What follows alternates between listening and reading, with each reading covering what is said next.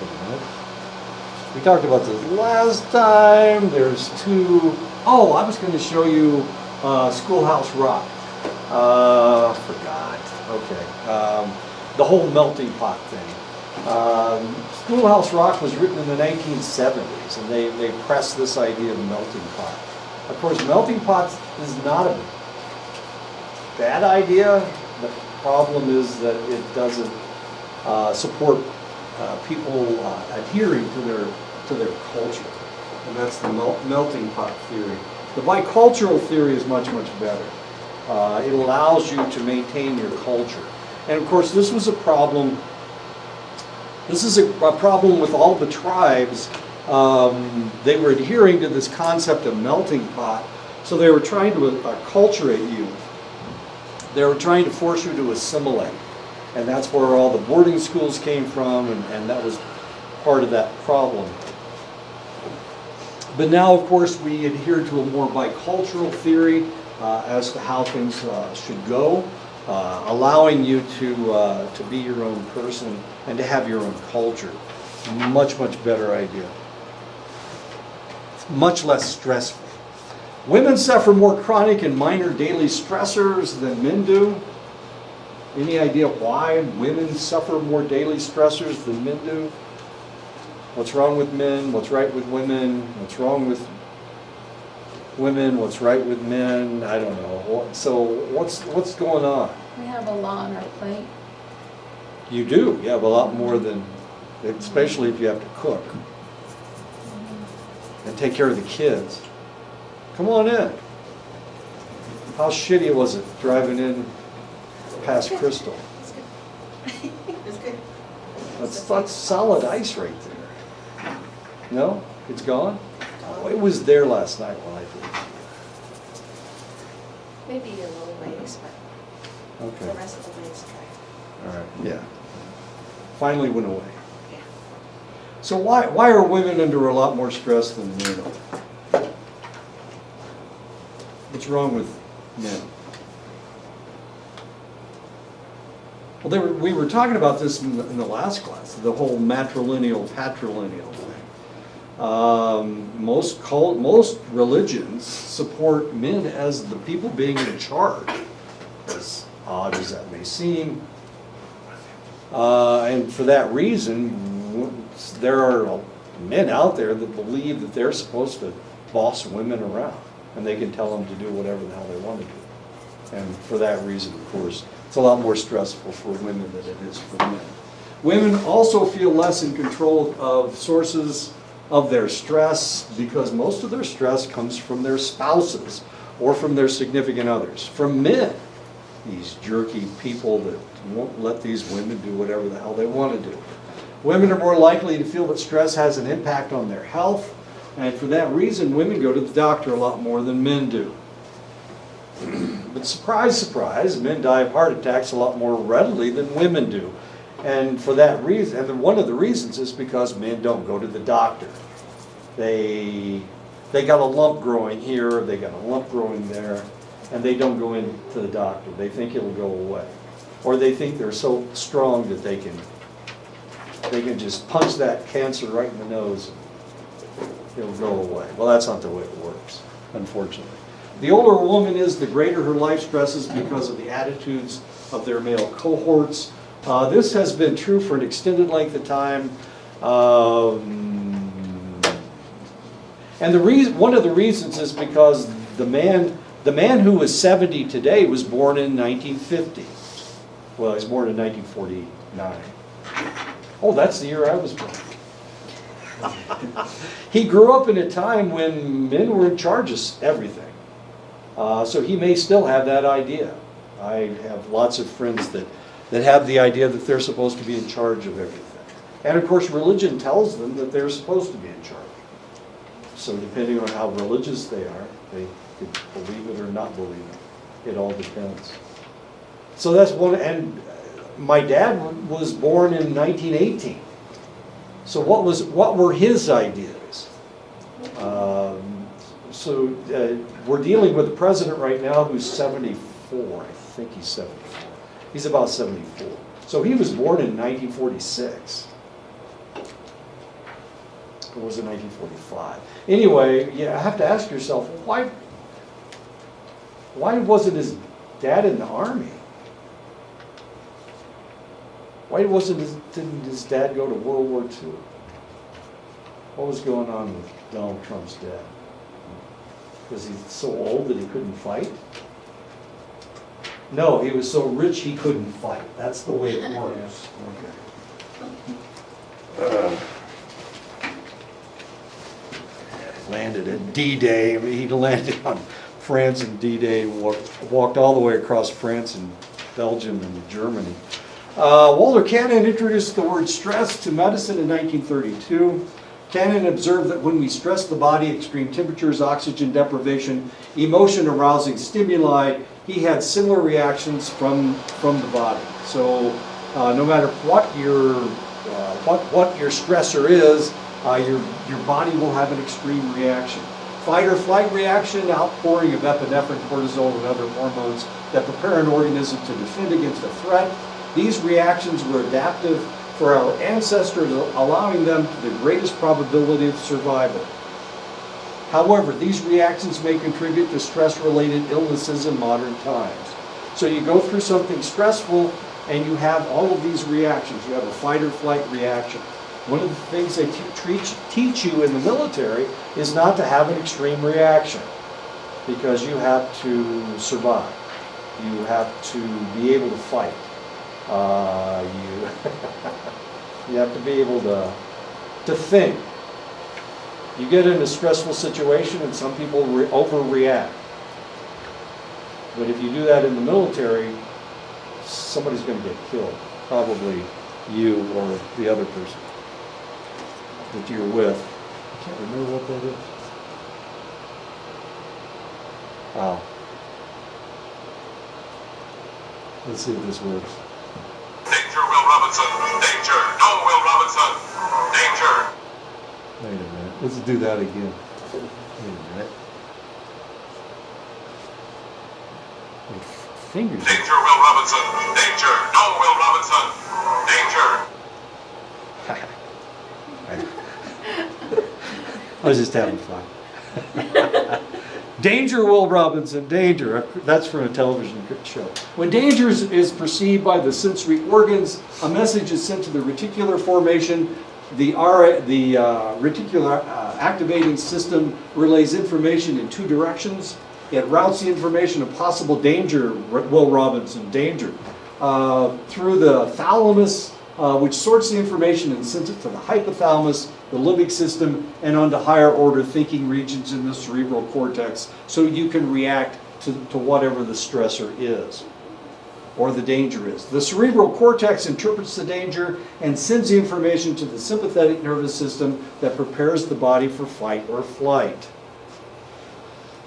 Wait a minute.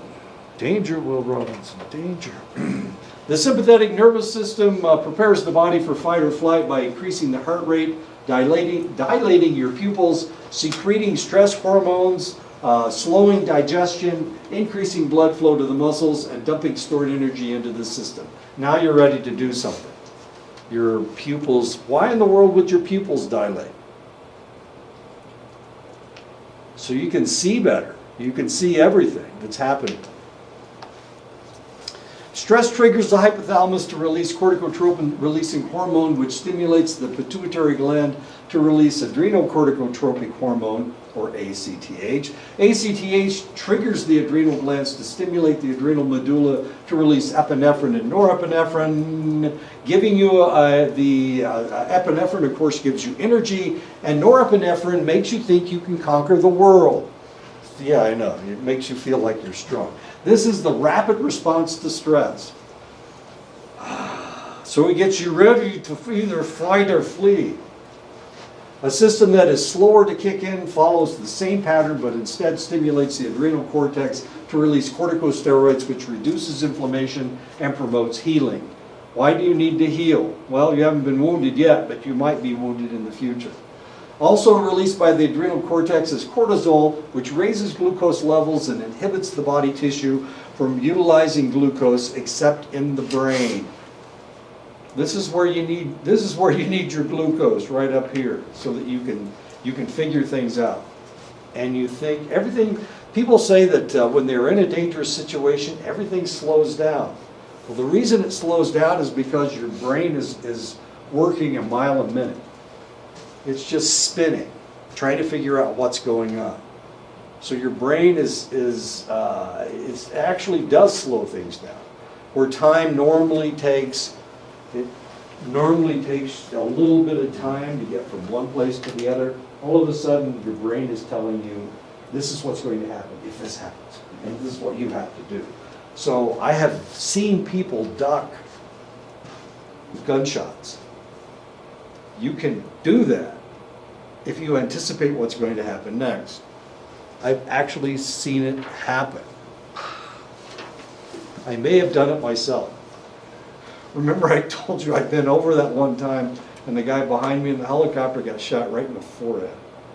I told you that, okay. I'd been over really fast and I'm not exactly sure why. I have no idea. Anyway, he got shot and I didn't. And it knocked his helmet off. If the stress isn't relieved, well, his helmet was here. He had it tilted back on his head and hit him right in the forehead and blew out anyway. The stress isn't relieved. Cortisol will peak about 30 minutes after the stress is first introduced. Too much cortisol for prolonged periods of time can cause hypertension, of course, immunosuppression, psychological problems from the overstimulation. We can have all kinds of interesting problems from too much cortisol. So if you're in too stressful a situation for too long a period of time, now we got a problem. Now you're going to have bodily reactions to all of these problems. Once enough cortisol is produced that to handle the stress, cortisol in the blood travels to the hippocampus, which is rich in cortisol receptors, where stimulation informs the hypothalamus to stop producing CRH. Now everything's going to slow down. The cortisol is going to go away. The CRH is going to stop stimulating the ACTH. The ACTH is going to stop stimulating the cortisol. It's a negative feedback system. Under prolonged stress, the hippocampus can become damaged, leaving it unable to signal the hypothalamus that enough cortisol has been released. If this ever takes place, if you're under that kind of a stressful situation, your body won't know to shut it down. So you'll pump too much cortisol into your system. This is known as hypercortisolism and has been linked to the high rate of cognitive decline in cases of Alzheimer's disease. It destroys your neurons. It creates a very negative situation. So the more stress you're under, the more likely you are to develop Alzheimer's disease. So if we have an individual that reacts very negatively to stress, that individual potentially will have too much cortisol in their system and they will develop Alzheimer's disease as they get older. If you've ever known anybody who developed early onset Alzheimer's, a lot of times these people were worriers.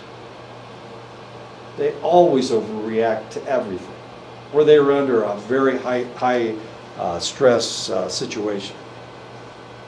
I have a friend whose father developed early onset Alzheimer's disease. During World War II, his job was so important that he didn't have to go into the military. But of course he was working 18, 24-hour job, 24-hour a day job, a job that took that long. He developed transmissions for cars.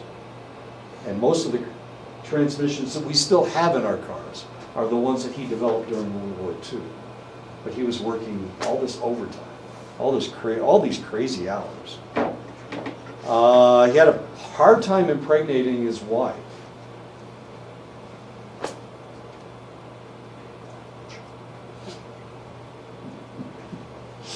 And my friend he was the oldest one in the family. He wasn't born until 1949. He was born in the same year I was born. I was born in 1949. Well, this guy had gone through World War II. He was a young man during World War II. And he was working on these transmissions, coming up with all these fabulous ideas about new transmissions. But he was under so much stress that he couldn't impregnate his wife. Finally, after the war, after he had all of these patents, things got better. Okay. And he was able to impregnate his wife. He was also they had a daughter after that, so they had two children. But he wasn't able to produce children until the stress had gone away. Hypercortisolism. He developed Alzheimer's disease in his 40s. Did I ever meet the guy? He was just starting. I went to college with Andy in 1971, and he developed Alzheimer's disease in 1975 after we graduated from college. I didn't meet the guy, but he was, wow. This guy was pins and needles all the time. It was kind of interesting. You couldn't have a conversation with him. He was really, really, really smart. I mean, he was the one that developed all these, Dynaflow and all the other transmissions. He developed a transmission that you could shift it from automatic to manual. This is back in the 70s. Almost all cars were manual transmission, but you could shift it from one to the other. Anyway, early onset Alzheimer's disease. It has been linked to poor neuron production in individuals suffering from anorexia nervosa. It has also been linked to shyness in elementary school children, hypercortisolism. And as you can see, this lady has developed Alzheimer's disease. I hate to complain about one of your favorite celebrities, but Celine Dion looks like a skeleton now. And she claims she doesn't have Alzheimer's disease, but she sure looks like shit. Did I say shit? I meant something else. She's skinny. She's ugly. I mean, skeletal people are not that attractive. I don't understand why she wants to look that way. But people keep talking to her about it. She keeps getting pissed. Evidently, she's got a new 35-year-old boyfriend, which is always exciting. She's in her 50s. Some people produce only low levels of cortisol, even under prolonged stress, and this is known as hypocortisolism. Hypocortisolism can lead to immune diseases such as fibromyalgia, rheumatoid arthritis, and asthma. I have one niece with fibromyalgia and another one with rheumatoid arthritis. They just changed her diagnosis from RA to lupus. Now they tell her she's got lupus. I told you why she has both of those. She's also got a liver problem. And her liver problem has more to do with lupus. It also has to do with the drugs she was taking once upon a long time ago. She's only in her 30s. This lady will probably die in her 40s. She's my niece. I will outlive my niece. As tragic as that is. Health psychologists use two basic means of measuring stress. We can either use self-report inventories or physiological measures. The self-report inventories, life event inventories, or daily hassle scales. And of course, then you have to fill it out. One problem with self-report surveys is that remembered information is often inaccurate. We try to forget bad news. It's logical. We try to accentuate the positive and eliminate the negative. This is the best way to live, not worrying about things. So our memories are fairly inaccurate. We only remember the good stuff and we forget the bad stuff. I'm really good at this. I forget all the bad stuff. That's why I only tell you good stories and not bad stories. Well, I do tell you some bad stories. Not very often. It doesn't happen very often. Because I forget all the bad stuff. If I could remember all the bad stuff that my first wife did to me, besides the baseball bat, the boiling water, the knife, it would get up there. Take your hat off. You don't have to wear your hat. There you go. You're cold. Your hair looks nice. It's high and tight. Looks good.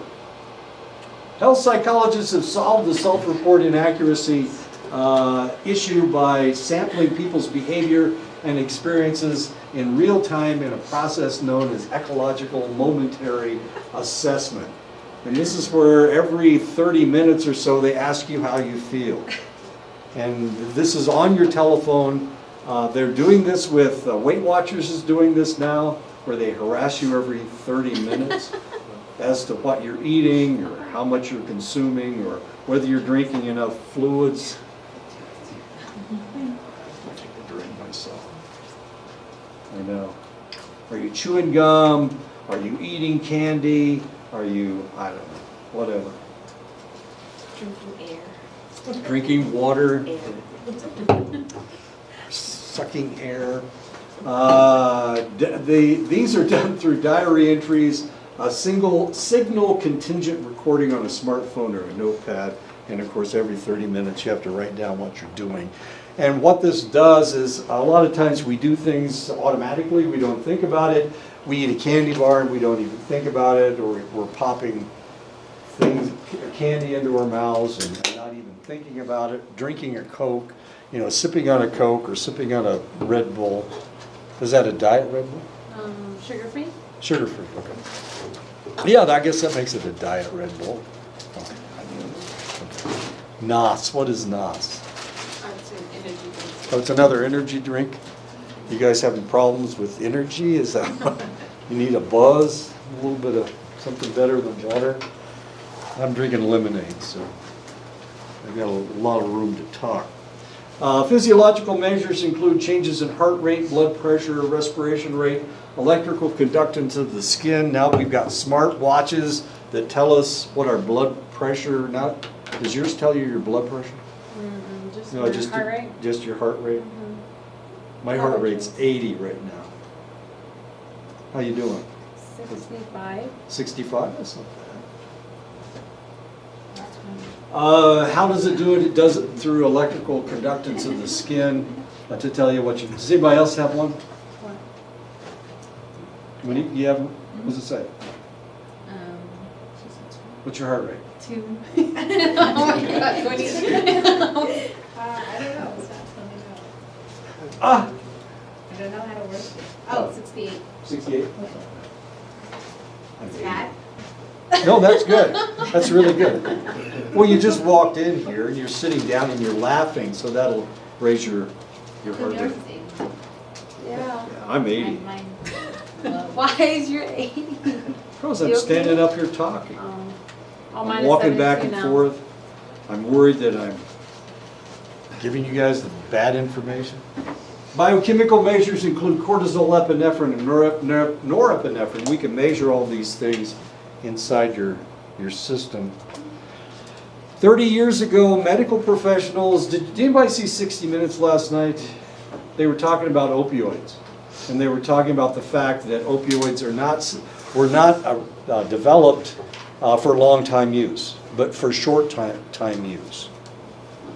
But the FDA and the pharmaceutical companies got together and they decided that they could make billions and billions of dollars if they allowed people to take it for long time use. So what has happened is they're prescribing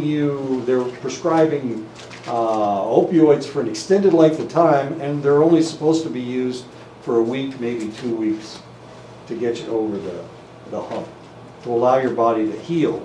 Now the problem is your body's not healing, and you're taking these painkillers, and the painkillers, you're building a tolerance for these painkillers, so you have to take stronger and stronger doses. Which is good for the pharmaceutical companies because they're selling you the pills, or they're selling it to somebody.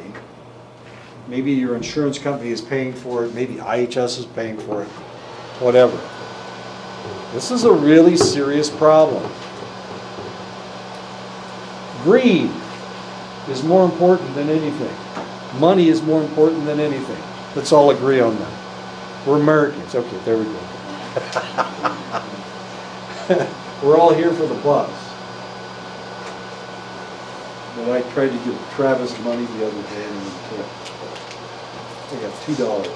It's a good thing you didn't take my 5. That'd be -3 right now. Anyway, okay, so bad things happen all the time. Medicine changes its mind all the time. This happened in 2001. The FDA and the pharmaceutical companies got together and decided they'd make billions and billions of dollars by making people sick. Last year, 42,000 people overdosed on opiates and opioids in the United States. 42,000. 57,000 people died in Vietnam. But that was over a 10-year period. 42,000 people died last year of overdoses because the pharmaceutical companies wanted to make more money, unfortunately. And there are select states that are having worse problems than others. West Virginia, for example. New Hampshire, as odd as that seems. Okay, so the one thing that I want you to think about is that medicine isn't always right. Sometimes it's wrong. It was wrong about the opioids. It was wrong about painkillers. It's been wrong at other times in the past. 30 years ago, medical professionals closed their ears and sang la la la la whenever someone suggested that mental problems could cause individuals to become sick, because doctors wanted to throw pills at people. And if they admit that there is a psychological reason for these problems, then they couldn't throw the pills at people. They wouldn't get paid as much. When Obamacare started, one of the things that Obamacare did was they wanted psychologists attached to medical facilities, so that if you saw a doctor, potentially you could go see a psychiatrist or a psychologist at the same time, and they could tell you whether this made sense or not. Because a lot of people have problems with what's happening in with their medical, with their physician. A lot of people don't like what's going on. The first time you hear that you've got cancer, you have a really negative reaction, and hopefully they had a psychologist there to talk you down off the roof. They didn't. Bastards. They're so stupid. I know. So he comes in, he talks to you for 5 minutes, tells you you've got terminal cancer, and then he leaves. And then the nurse comes in and says, "Well, here's some medication," and she gives you all your prescriptions, and then they kick you out the door. And now all of a sudden you're going, "Oh my God, I'm going to die." And so now you have to drive home. You think, "Oh my God, I'm going to die. I might as well just crash right into that tree, kill myself right now." One such medical doctor who suffered by suggesting body-mind integration was Harvard's Herbert Benson. Body-mind integration took decades for the doctors to admit that they were possibly correct. In the early 80s, Robert Ader was testing rats to see if he could create a taste aversion to make them stay away from sweet drinks. But instead he found that stress from the procedure was depleting their immune systems to the point of killing them. They were killing them because they were trying to test them. And it was the stress of them testing them that was killing these rats. Though there were no toxins present, Ader's rats showed suppressed T cells. The decrease in T cells made the rats more susceptible to disease because of their depleted reserves. The rats died from stress. The rats died from stress. They stressed these rats to death. I know, and all they were trying to do was test them. And they were killing them, as much fun as that is. Now, I don't like rats. I don't care. I'd stress them all if I had a shot, but of course I can't. Ader's findings were replicated in a study by Nicholas Cohen. Stress killed the rats. Stress was killing these rats. So what is stress doing to us as humans? In 2003, Candace Pert demonstrated that the brain monitored the immune system with receptors in the hypothalamus, Hurt was able to prove that T cells produced cytokines that had receptors in the brain that allowed the brain to monitor your immune response. Okay, so our brain is telling us about our immune system. And since our brain is telling us about our immune system, we should be able to convince ourselves not to get sick. How about that? We should be able to monitor our stress and reduce it so that we won't get sick. We should be able to do that. But doctors don't want us to, because if we don't get sick, then they don't get money. And of course, money's more important than anything. Didn't we all? Money is the most important thing in the whole wide world. And doctors, of course, we need to send their kids to the Bahamas for Easter vacation. Very important. Okay. Psychoneuroimmunology is a subfield of health psychology that emphasizes the interaction of the psychological, the neuroendocrine, and the immunological process in stress and illness. This all started back in the 60s.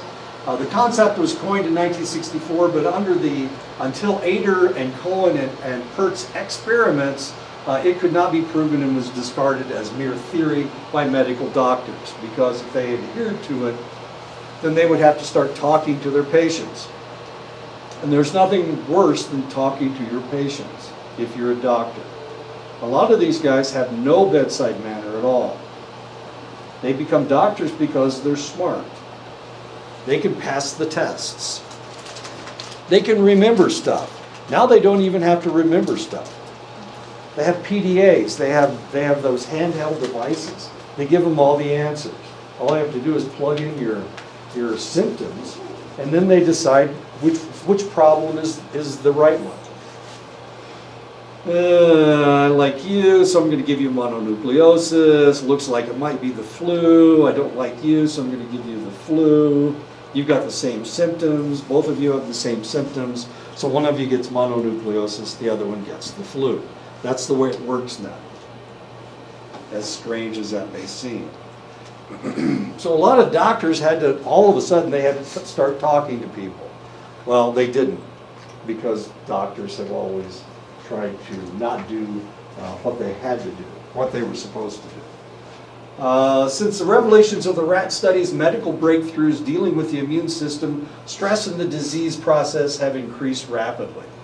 So now we know exactly what's going on. However, it's really hard to get doctors to admit that this is what's taking place. One of the ways that we discovered all of this is with the HIV epidemic.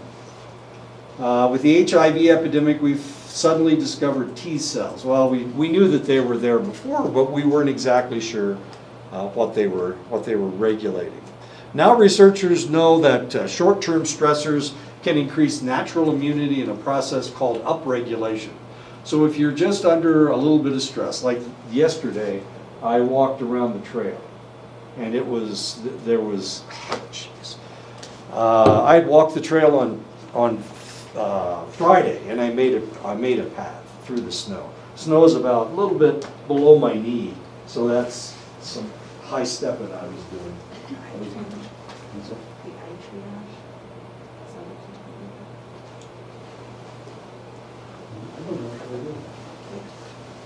When I worked at the hospital, this is what they came to use.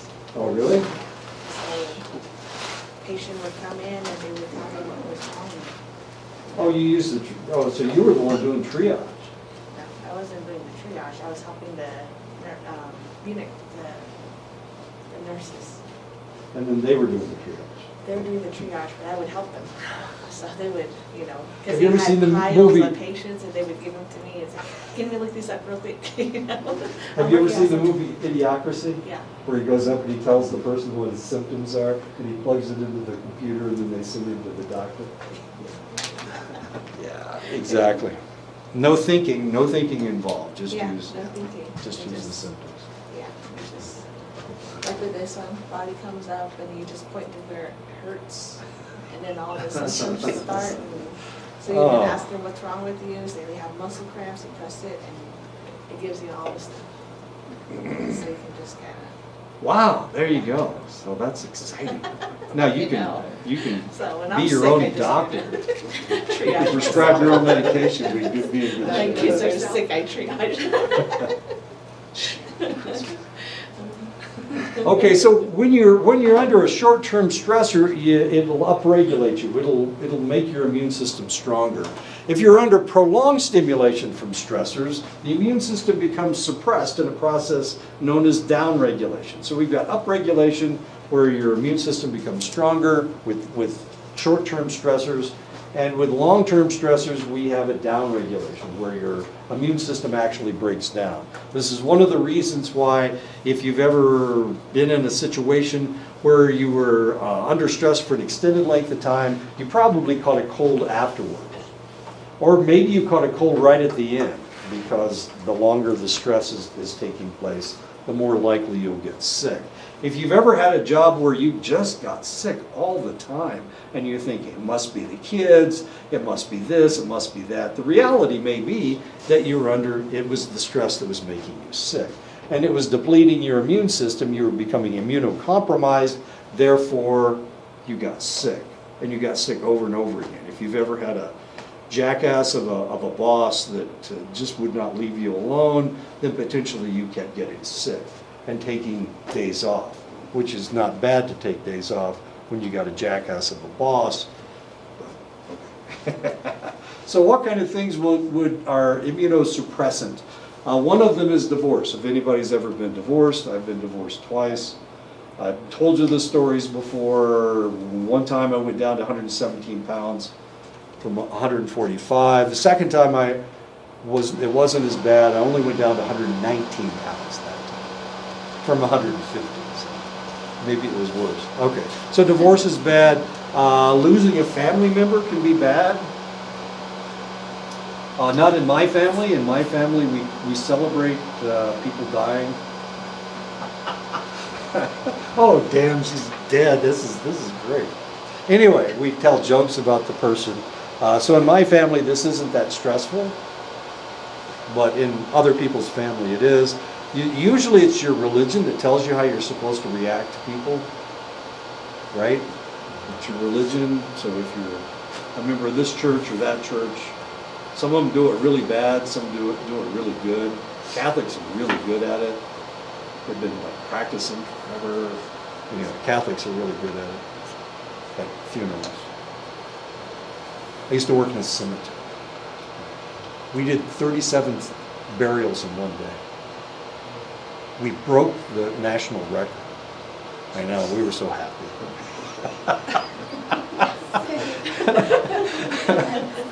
This sounds horrible, but immunosuppressant was observed in individuals who were unemployed. As you can imagine, I think I saw this guy yesterday at Walmart. He was sitting there with all kinds of blankets around him. He had his sign up. It was written so small I couldn't see it, so I couldn't read it. If you've ever been through boot camp, of course, military training can make you immunosuppressed. Not me, of course, but other people. Was that you? I'm sorry? So was that a picture of you? Yeah, that was a picture of me when I was in the Air Force. No, my ears are bigger than that, so I can't possibly hear. Exam schedules can make you immunosuppressed. It's one of the reasons that that all of my finals are online. You can do them whenever. I don't want you guys to stress out just because you have to take my final, so take it whenever. Yeah, just go ahead and take it whenever. Immunosuppression causes a reduction in natural killer cells, in T cells, and in total lymphocytes. In one study looking at people that had high stress levels and those with low stress levels, 47% of the high stress participants contracted a rhinovirus when it was introduced. They actually shot it into people's noses. So 47% of the people that were immunosuppressed under high stress, they developed a cold, whereas only 27% of the ones in low stress situations contracted the virus, even though 100% of them should have gotten it. So there you go. 47% compared to 27%.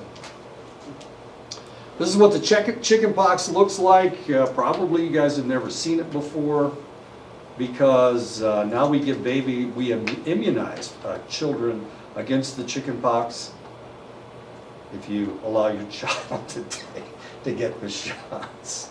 But as you can see, this is what it looks like, the chicken pox. Both adults and children suffer more diseases when under stress. Flu, herpes, virus infections, chickenpox, mononucleosis, Epstein-Barr virus.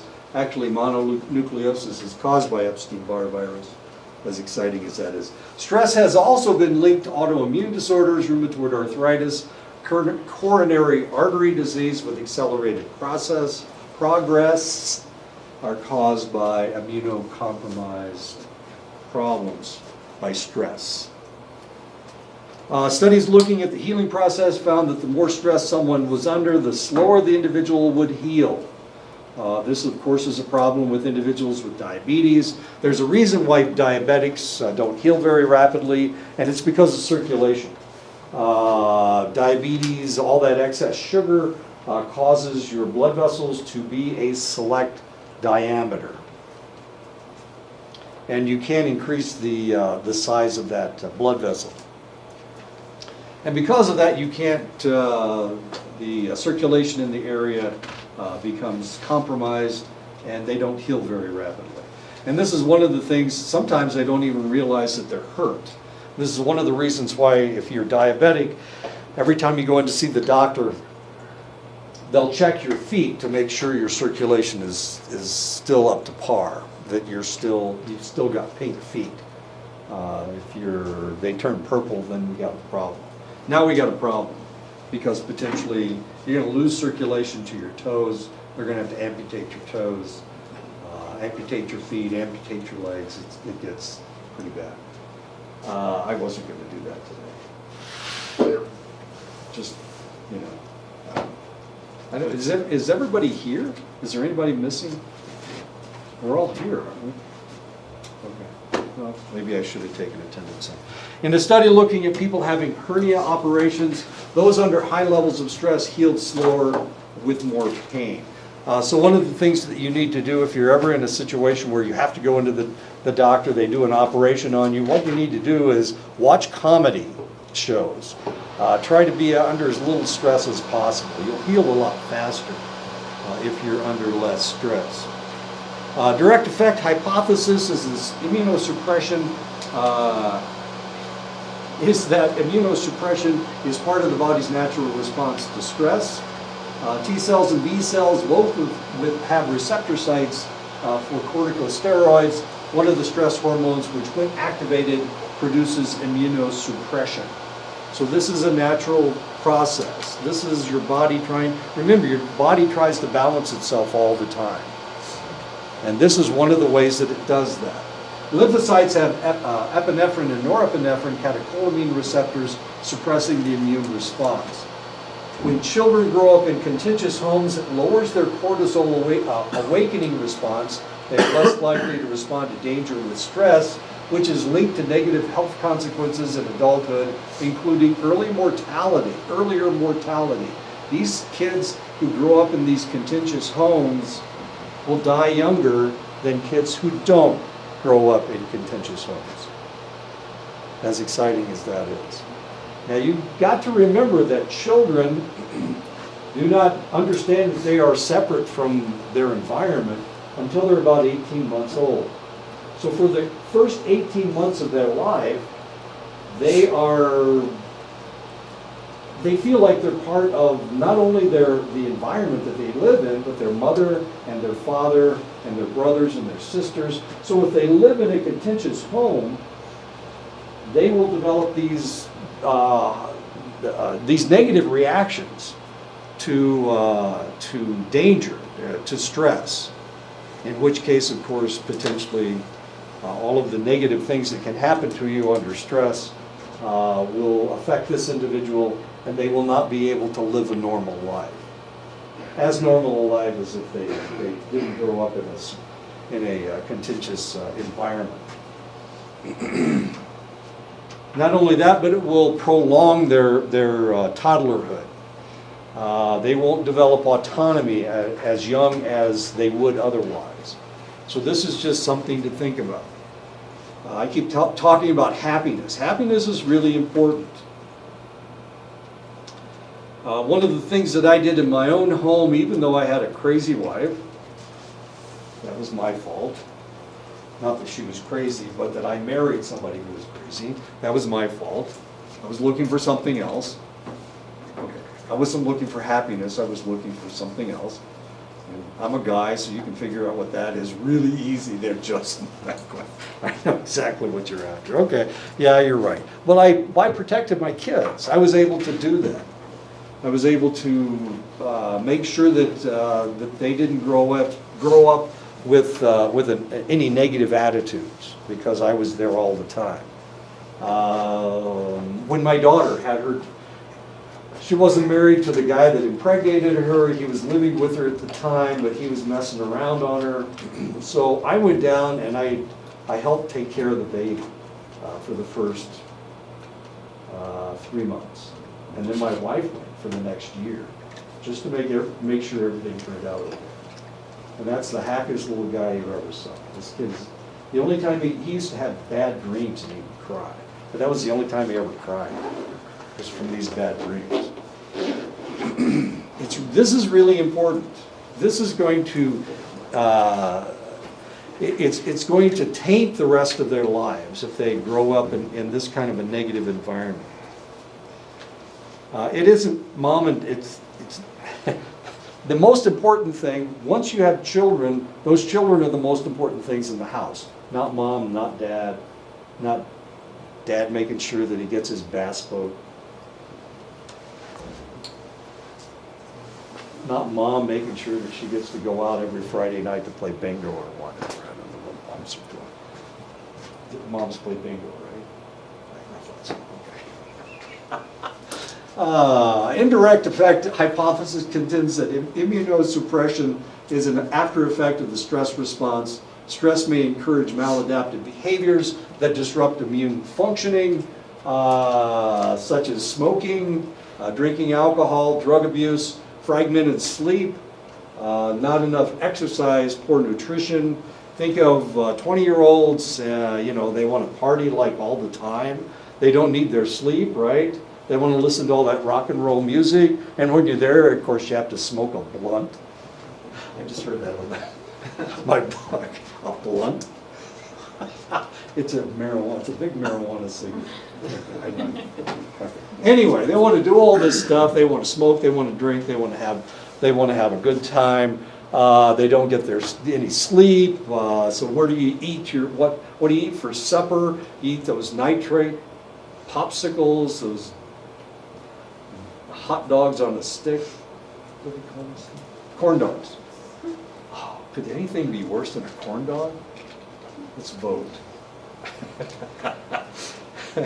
Corn dogs. Or jerky. Jerky, that's like solid nitrite. My God, who eats that shit?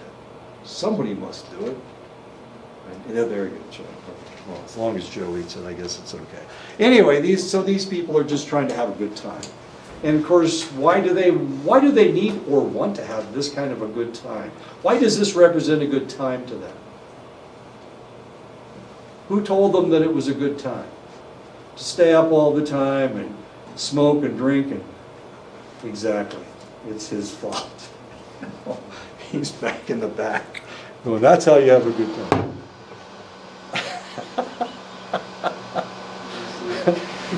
Who told them that they were supposed to do this? Society tells you that you're supposed to do this. This is how you have a good time. Right? Anyway, poor nutrition. McDonald's, my God. McDonald's is starting to put bacon on their French fries. Whose idea was that? Joe's idea. Okay, good. Talk about poor nutrition. The French fries are bad enough the way it is. Now they're going to put cheese and French fries on them, or bacon on the French fries. Oh my God. Okay.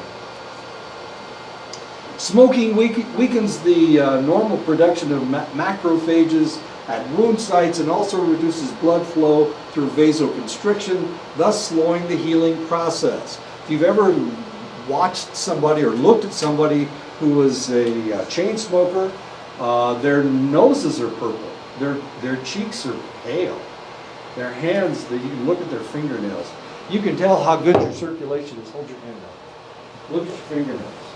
And this is how, if somebody comes in and we haven't drawn their blood yet, we can tell if you're anemic by how pink your fingernails are. The other thing that we can, oh my God, they're pink. We can look at people's gums to see how they're, let me see your finger.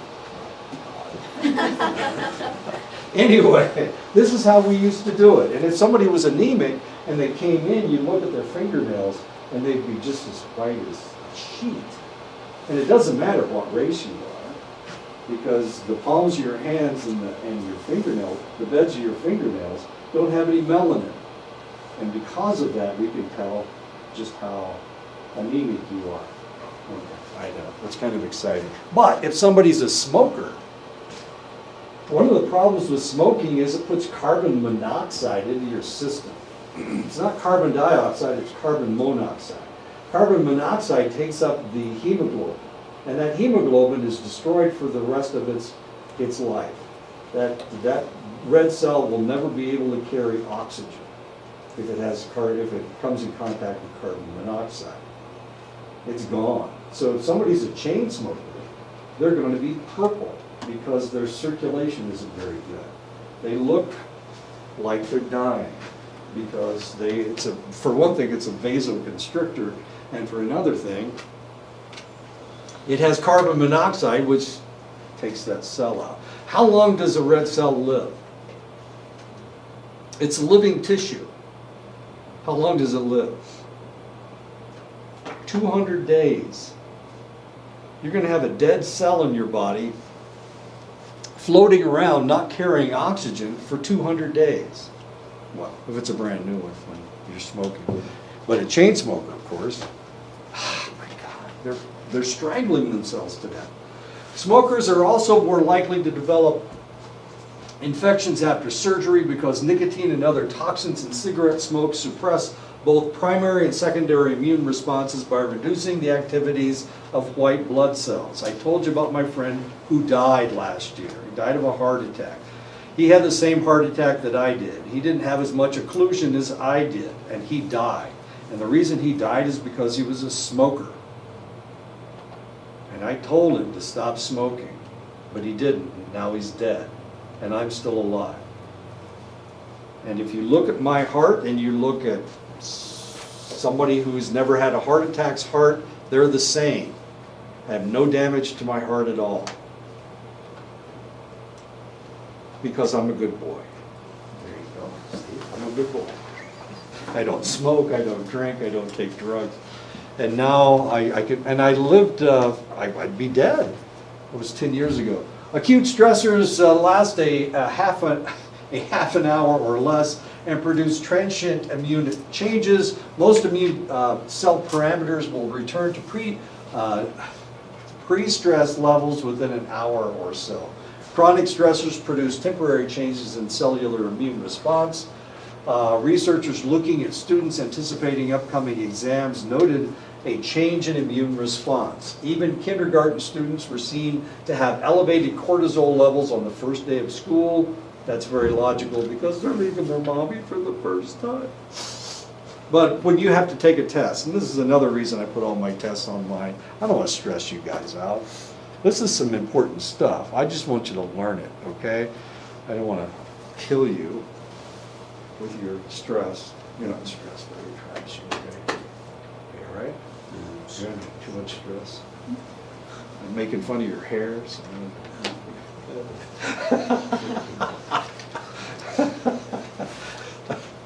I said I liked your hair. Do you feel better about it now? Okay, good. Allostatic load is the cumulative long-term effects on the body's physiological response to stress. Allostatic load can build up stressors that are unpredictable, that are uncontrollable, of long duration, and difficult to deal with. Heavy allostatic load can affect an individual with decreased immunity, of course, elevated epinephrine levels, increased abdominal fat, decreased hippocampal size, decreased hippocampal functioning, overproduction of interleukin-6 and other pro-inflammatory cytokines. This is not good news. This is really, as a matter of fact, this is pretty bad news. Now your memory's going to be bad. Well, if you're smoking pot at the same time, your memory's already going to be bad. I know, this is really kind of tragic. The functioning of your hippocampus, you know, that thing that puts your long-term memory into your long-term memory, is gone. Allostatic changes are similar to the aging process, leading some researchers to characterize high allostatic overload as a form of accelerated aging and is seen in those with lower socioeconomic status, prisoners of war, immigrant workers because they can't speak the language, unemployed adults, hurricane and earthquake survivors. This is where we see high allostatic loads. You guys are pretty lucky. Right here, or in this part of the world, you don't really have to worry about any of this stuff. You don't have to worry about floods. You don't have to worry about hurricanes. You don't have to worry, well, maybe earthquakes. Have there been earthquakes in this area at all? The rest of it, well, of course, immigrants, prisoners of war. The immunosuppression model states that stress suppresses the immune system, leaving the individual vulnerable to opportunistic infection and disease. Glucocorticoid receptor resistance model states that chronic stress interferes with the body's ability to regulate the inflammatory response.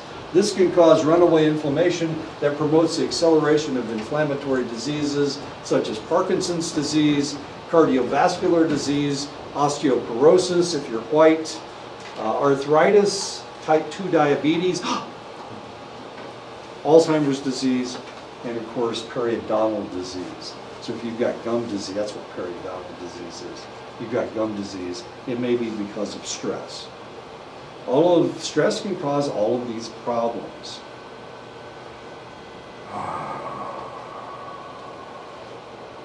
So in order to stay away from type 2 diabetes, you need to reduce your stress, however you can. How about that? Okay. Or you can exacerbate your type 2 diabetes, make it worse. And of course, we certainly don't want to do that. In the transactional model, stress is triggered when stressors exceed the personal and social resources that the individual uses to cope. Thus, experience of stress depends as much on how an event is appraised as it does on the event itself. I've been in lots of stressful situations, and when I get into a situation that I know I'm going to have a problem with, I usually sing myself a song. It's an old song. It's a mad, mad, mad, mad world. I don't know if you've ever seen the movie. It's all about people being greedy, and the song, of course, has to do with people doing insane things. But that's the way the world is, and some people being greedy. Anyway, I'd sing myself a song, and that can kind of dissipate my stress. One of the things that happens when you write a dissertation is you have to defend it. So you get all these people together, you've got your chair, just your chair, but you've got your whole committee there. And they're all sitting there and they're trying to stump you. They're trying to show that you don't know what you're talking about. That's a lot of fun, as you can imagine. So before I went in, I just kind of smiled to myself and said, what the hell?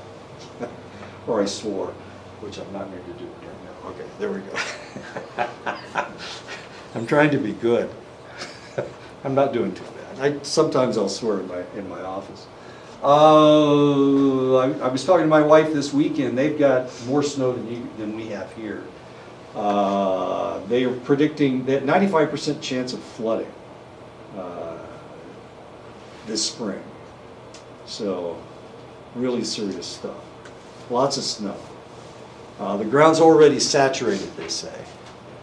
So as soon as the snow starts going away, they're going to have flooding. 95% chance. And that's my wife, of course. And I'm not there to help her take care of herself or whatever. She doesn't even have a car that'll run in this stuff. I've got the car that runs in the snow. I know. She made a mistake. She bought a Honda Civic. I don't know if you know anything about Honda Civic, but they've got no clearance whatsoever. I know. You got one? Okay.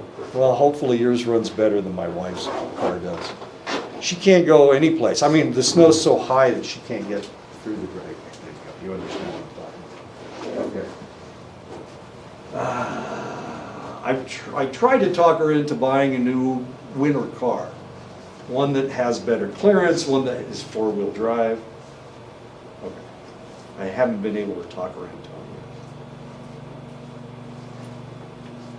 Maybe I should be more assertive. Sergeant Bradway is going to tell Colonel Bradway what to do. Watch, that'll happen. Yeah, I can tell the colonel anything. The colonel would rather make a mistake than listen to somebody of a lower rank. Yeah. Primary appraisal is the initial determination of an event's meaning. Secondary appraisal occurs to evaluate if one has the ability to meet the demands of a challenging event. One of the reasons I went out this weekend, I was the only person that walked around the trail this weekend. I walked on Friday and then I walked on Sunday. I was the only one that did it. One of the reasons I did it was for this reason right here, to see if I could do it. It was a challenge, and I challenged myself to do it. I sweat like a pig, but I finished. I got all the way around. I knew that I could handle it. And this is important, to know that you can do something. To know that you can get out of your driveway if you're driving in a Honda Civic. That's important, to know if you can make it. Usually when I'm on ice or snow like this, I hit my brakes to see how my car's going to react. Just to find out what is going to happen if something happens. I was driving through Navajo yesterday, and this little dog was walking along the street, and as soon as I got up to it, she started coming across the road. Well, it's ice in that road. Is it ice in that road? So this dog started sauntering across the road, and I had to decide what I was going to do next. But I had already hit my brakes, and I knew exactly what was going to happen if I hit my brakes. So I had to steer to the right, because the dog was headed to my left. I had to steer to the right, I hit my brakes, and so when I slid, instead of killing the dog, I slid almost into the... I knew exactly what was going to happen. Because I hit my brakes. Anyway, you have to know what's going to happen next. You have to know whether you can handle it or not. Remember the lady? She said, we've been thinking, oh, wait a minute, that was the last class, wasn't it? The tornado, wasn't that in social psych? I'm sorry. Okay, I showed a video of a lady, an older lady, probably in her 80s, I would guess, 70s or 80s, who had just been through a tornado, and it had torn her house apart. And she knew what to do if there was a tornado. She was going to go in and sit on the toilet, right? She's going to sit on the stool. Why would you sit on a stool in a tornado? Why would you sit on the toilet? There's two places you can go in a tornado.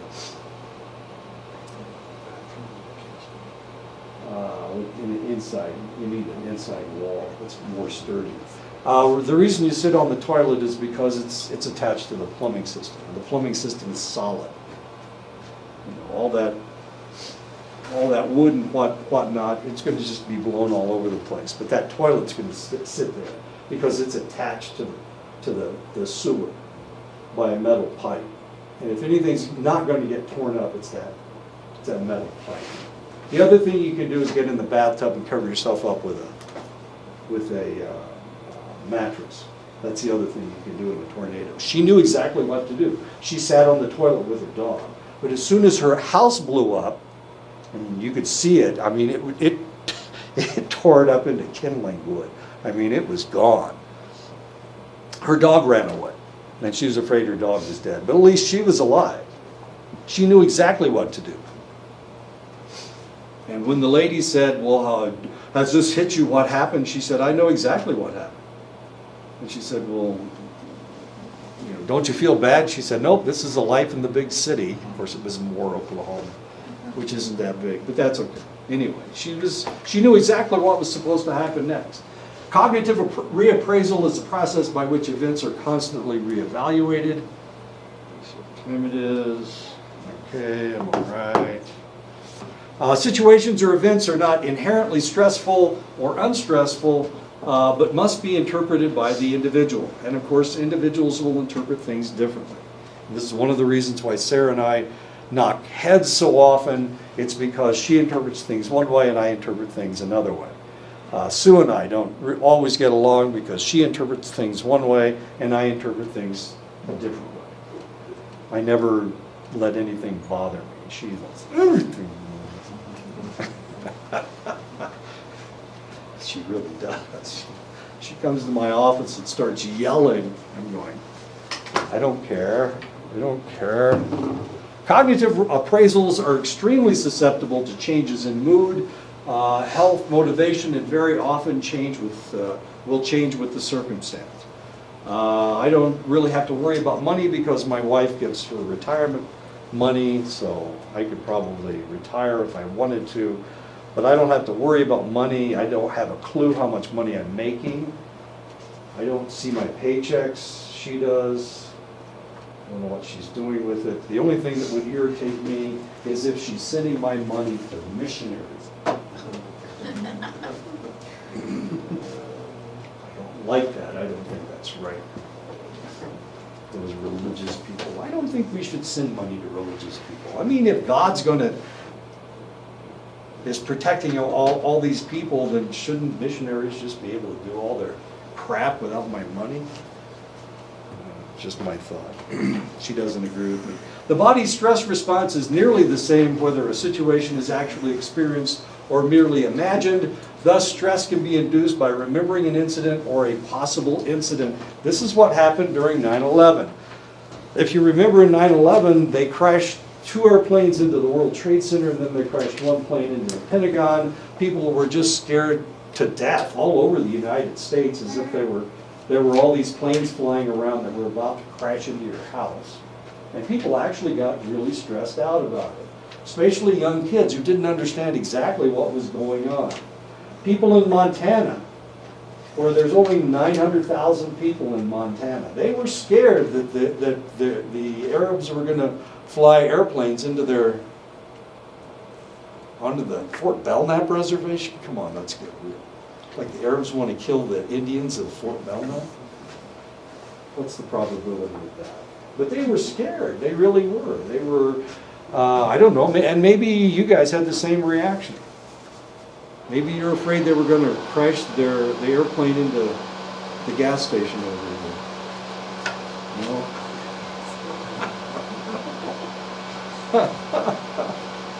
Did anybody get scared because of 9/11? I remember there was the town I was in, there were, they put an alert on for the local malls and Oh, is that right? Stay away from the wall. airports too.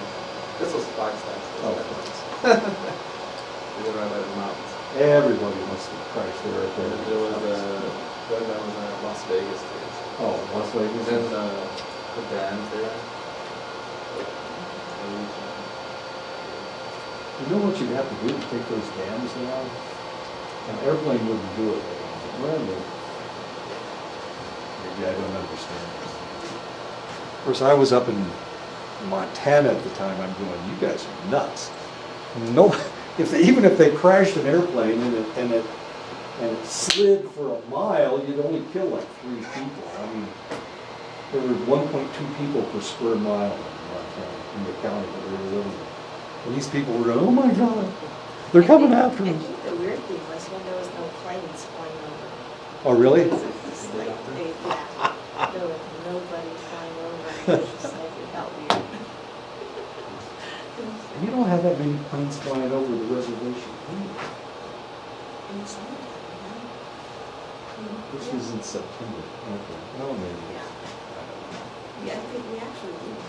We always see them. I think they're like the Vapor. holidays, like Thanksgiving or Christmas, you can see a bunch of trails on top. Especially this year. That was me. I was flying in one of those airplanes. Hey, there goes Bradley. It's going to crash the plane. The diathesis stress constitutional predisposition model purports that an individual's susceptibility to stress and illness is determined by two interacting factors: predisposing factors and precipitating factors. Predisposing factors are the ones that are inside you that establishes a person's vulnerability, your genetic vulnerability, your acquired behavior or personality traits. Where did all these come from? These are what is within you. The precipitating factors have to do with the environment. What was the traumatic experience? Where did it come from? Some individuals may be more reactive to environmental factors than to individual factors. Post-traumatic stress disorder is a psychological disorder triggered by exposure to extreme traumatic stressors. PTSD is associated with combat and catastrophic environmental events, but especially combat. Of course, we developed the whole concept of PTSD because of what was coming out of Vietnam. Vietnam ended in 1975. We didn't come up with the concept of PTSD until we lost lots and lots of people due to post-traumatic stress. At that point, we realized, actually, there was a reason why they didn't want to admit that PTSD existed. If you admit that it exists, then you have to pay for it. And the federal government didn't want to pay for it. So it wasn't until the 80s that we understood what PTSD was.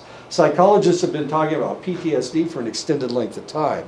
But if the federal government acknowledged it, then they would have to pay for it. And for that reason, of course, the federal government didn't want to pay for it. PTSD was recognized as an independent disorder during the Vietnam War. The psychological symptoms include haunting memories and nightmares, mental distress, and flashbacks. I didn't think I had PTSD until last year. Then I realized that some things triggered really negative instances for me, and that what triggered PTSD in me was the smell of mutton cooking. Sorry. It's not my fault.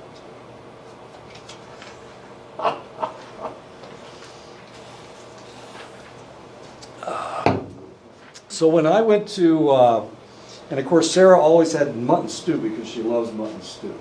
So when we went to one of these symposiums or whatever, Sarah would have mutton stew. I couldn't be around the mutton. It just made me sick. Not vomitous sick, but it made me psychologically sick. It hurt. And I got pissed. And I told her that I couldn't be around mutton. And of course, Sarah's never been in a situation like that before. So she didn't understand what I was talking about. And she kept having mutton. Now I will not go to those things. Just because it smells like mutton. Now you might ask yourself, what does mutton smell like? It smells sweet is what it smells like. It smells like sweet meat. I won't go beyond that. We already know, we already understand what's going on. Okay. I didn't realize I had it until I started having flashbacks. It's been 45 years since I was in that kind of a situation. 40 years. And it just came flooding back because of the mutton. You and your damn sheep. Somebody came to my house the other day. My sheep are starving to death. Could you give me some money for hay? I said, for sheep? You gotta be kidding me. Physiological symptoms of PTSD include increased hormone levels over time of cortisol, epinephrine, norepinephrine, testosterone, and thyroxine. It lowers your testosterone level. Attempts at coping with PTSD include frequent occurrence, comorbidity of substance abuse problems, trying to get rid of the feelings that you have or the thoughts that you have, depression, and that's one of the problems that I was having. I was having excessive depressive episodes that I normally didn't have, and anxiety disorder. And I also got pissed off at Sarah. I don't usually get pissed off at people. She was my boss at the time, but I was mad. I was mad. I kept telling her, and she wouldn't listen. She knows now, and she's apologized to me for having the money. She had. Yeah. If I had known that was what the problem was. See, I kept telling you what the problem was. People who feel a lack of social support, women who experience harassment or sexual assault, and those with lower intelligence may be especially susceptible to PTSD. Unfortunately, this is me right here, and that's why I suffer from PTSD. Yeah, I know, it's kind of tragic. The tend and befriend theory is a theory that females are more likely than males to respond to stressors with behaviors that quiet, nurture, and care for offsprings, that's the tending, and establish and maintain social networks, that's the befriending. And one of the things about females is that you have a lot more friends than males do. Most males do not have a lot of friends. And they also aren't very good with kids. Some of them aren't very good with kids. And that's the end of chapter 1. We stop right here. Well, I know I finished a chapter.